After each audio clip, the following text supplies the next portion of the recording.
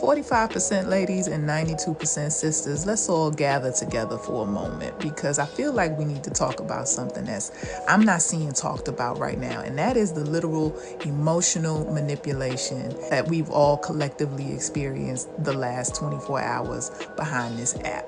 Between the sitting president and the incoming president and the entire Congress and the Supreme Court all being involved in whether or not this app was going to get banned. Is it going to get banned? Who's going to save it? Can we negotiate? Shonda Rhimes herself couldn't have written a better episode of American Scandal with all of this going on right here. And you and I were all caught up in the middle of it, just wondering. Some of us had our livelihoods at stake. I run an entire business here on TikTok. Some of you are full-time content creators or part-time content creators, and some of you just get your own peace of mind and joy and news and information from here. And all of that was just political volleyball.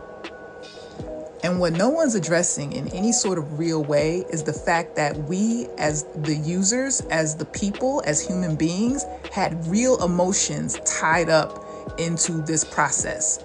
Because if you were worried about your livelihood, if you were worried about where you were going to get unbiased information, if you were worried about where you were just going to get your next hee hee ha ha if you're going through a stressful time, if you were feeling sad or nervous or angry or anxious or depressed or all types of anxiety behind this, like, those emotions were real. We were really feeling those things and really having to deal with them.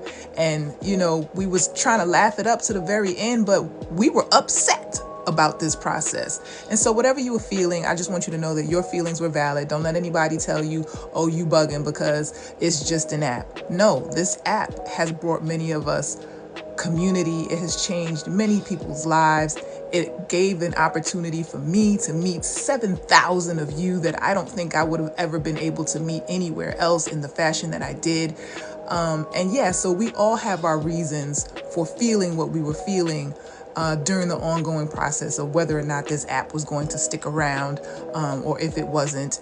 And realizing it at the end of it all, that this was all just political game and political theater for some rich person's personal agenda, economic or otherwise, doesn't make any of us feel good about it. And that little note message at the reopening of this app signals that we all know what it is. So yeah, whatever you felt, it was real. It's okay to feel it. And if you having trouble deciding whether or not you